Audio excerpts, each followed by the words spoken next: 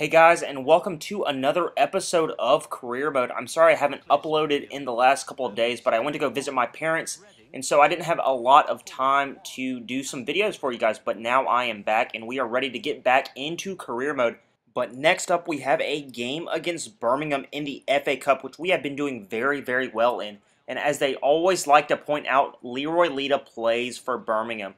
I'm sick of hearing about it, but much more exciting news is Javier Hernandez is now playing for Spurs, and that will make them a much more powerful team. But Jesse Rodriguez gets a message from Nike, and they say, you have to quit wearing those generic green boots. We're going to send you a fly pair of Nike Mercurials, and they do exactly that. Now he is looking like a true superstar, and hopefully in this next game against Birmingham City, he will be able to use his brand new boots to put some into the back of the net, put some shots on goal, and just have an all-around great game. And hopefully we can keep Leroy Lita out of the back of the net, because that was humiliating last game. But from the very beginning, they were on the attack, and Gomez gets in the box and fires that one narrowly wide. Zigic is not happy. But then it was our turn to go on the attack, and the man of the hour, Leandro, cuts inside and has his curled shot kept out by the keeper, and Vilhena's header never has enough pace to trouble the keeper whatsoever. But then Jesse Rodriguez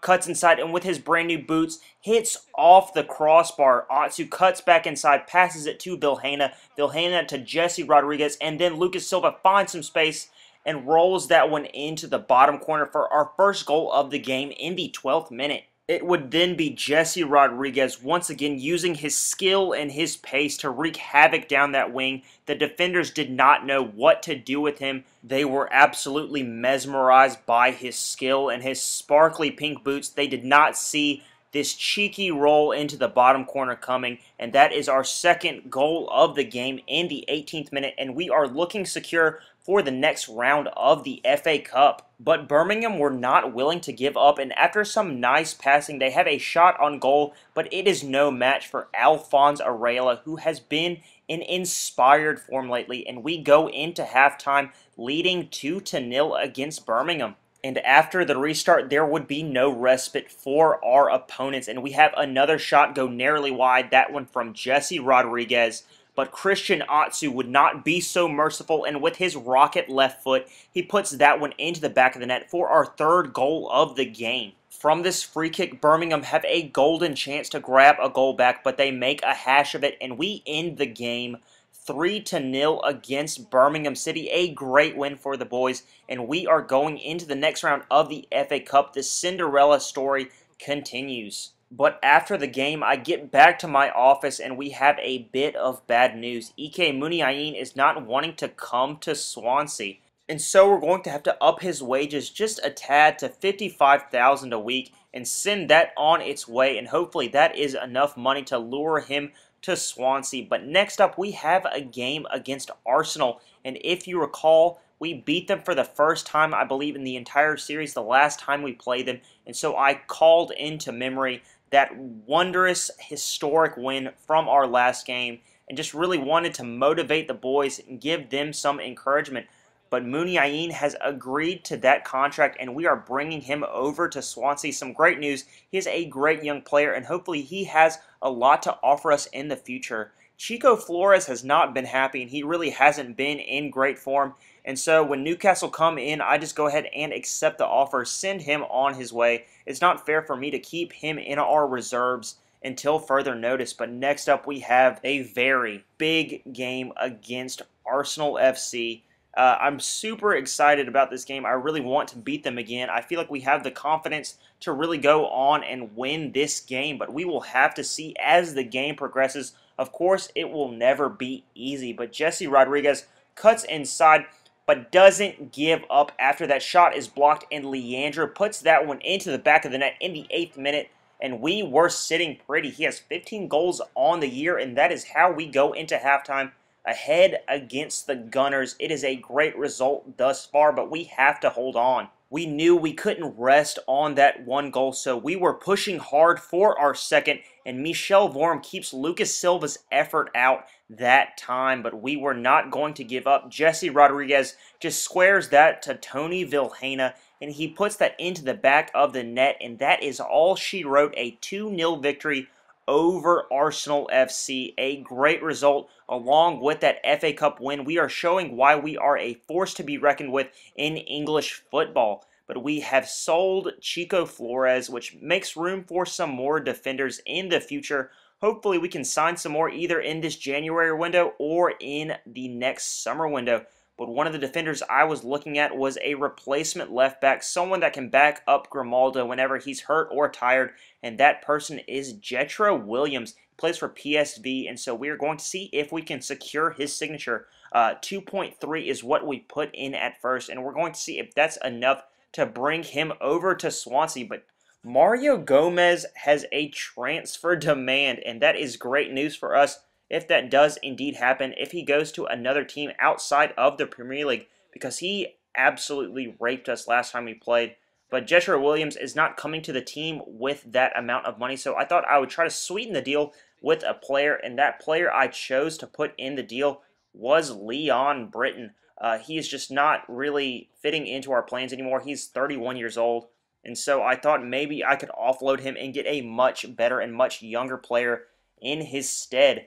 But Gomez is staying put, sadly. I'm really upset about that because it would make Chelsea a lot easier to play. But next up, we have a game against Manchester City, and they are a very, very tough team to beat themselves. Last time we played against them, we pulled 3 points out of our asses, but I don't think we'll be as lucky this time. They are just extremely, extremely strong with Balotelli, Sinclair, Snyder. They are sitting in 4th right now with that kind of talent, but we are sitting in 5th, level on points, but they are up on goal difference. So hopefully if we can score some goals in this game, we can overtake them in the table, but Scott Sinclair makes that not so in the 6th minute, and the former Swan puts the Citizens up on top. And from this corner, Juan Jesus tries the initial effort, and then it is Lucas Silva heading that into the top corner in the 39th minute. And we are level once again. Maybe we can get some points from this game anyway. And from the kickoff, the Citizens make a grave error. They give the ball away to Christian Atsu, the man with the pace and the determination, gives that to Leandro. And he is never going to miss from that distance, one-on-one with the keeper. And in the 41st minute, we were ahead. But then after some horrible defending and some ping-ponging of the ball, it ends up in the back of the net, courtesy of Mario Balotelli, the assist from Yaya Toure, and we go into halftime level at 2-2. In the dressing room, I told the boys we need to show the grit and determination that got us 3 points from this fixture the last time we met, and then Jesse Rodriguez puts it horribly wide. But the worst was yet to come. Juan Jesus passes that right to Alexander Pato, passes it down to Yaya Toure, and then it finds David Silva with an open net in the 90th minute, and that is how this game would end. That third goal seals all 3 points for Manchester City. A crushing defeat for the boys. If we had played that much better, we could have gotten all 3 points, or at least a point from that game, but it was not meant to be. But we have a transfer offer for Leon Britton. I think I sent back a 1.5 offer for him. Because I really want to get at least that much for him. If he's 1.4, I want to get the money that he is worth. And so I send that back, but they send me an email back and say we're really not willing to pay that much for him, which is okay because he is a make weight in that Jetro Williams deal. Speaking of the young defender, they rejected the offer that included Leon Britton as the make weight, so I included another player, and that is Ashley Williams, who could possibly fill the void that Williams is leaving as he goes to Swansea from PSV, but they also say that is unacceptable. They want more money and Williams. And so, being stubborn, I don't give them the amount of money that they want, but I do up it a tiny bit to 2.5 million because I really don't want to overpay for him, because I don't want to be forced to play him all the time. He's really just a backup to Grimaldo, the person that I really want in that left back spot. But we have an offer for David Cornell, who is our goalkeeper that we never use. He's really not going to go up much more than where he is at right now, so I have no problem selling him for whatever money we can get for him. But Jetro Williams is coming to Swansea if he accepts this contract offer. PSV accepted our offer for him, and that is great news. And he does indeed accept the contract offer, and so we're going to accept him and bring him on over to Swansea. That is great news for the team. And then Leon Britton, We get another offer in for him, a lot more than what I was expecting to get for him, 1.9 from Newcastle. So they have two former Swans now on their team, Chico Flores and Leon Britton. And then we get a very surprising transfer offer for João Cancelo from FC Barcelona. And I really was not expecting this. I haven't been playing him that much, but still I put an 8.5 million price tag on him because he can progress to become a very good player, I feel like. And so I'm not going to give him away for peanuts what they were going to give me. But they say 6 million is the top we want to pay, and so I up it. I come down a little bit on it, 7.5. I wouldn't mind getting rid of him for that. But they come back once again, say 6 million is all we're going to give him, and so really I just give up on the whole deal. They're not getting João Cancelo. He is staying with Swans. But there was one more player after the transfer window has ended that I did want to bring into our team, and that person is in our youth squad. Clarence Lade has a 91 to 94 potential. He's a central midfielder, and with Leon Britton gone, I feel like there is a place for him in the squad. We could try him out and then showcase him in the first team, and hopefully that will draw in suitors for a loan in the next transfer window so he can really develop as a wonderful player that I think he can be with a 91 to 94 potential. How could you not be special? Alright guys, that is where we will end this episode. A like or a subscription is always appreciated, and I really hope you enjoyed this week's episode. I'm actually going to a practice round of the Masters tomorrow in Augusta, Georgia, and so I won't have an episode up tomorrow, but hopefully within the next couple of days I can get some more of the Prodigy up and also some more career mode, so check out my channel for that within the next couple of days. Alright guys, I will see you next episode, and I hope you have a great day. Alright guys, bye.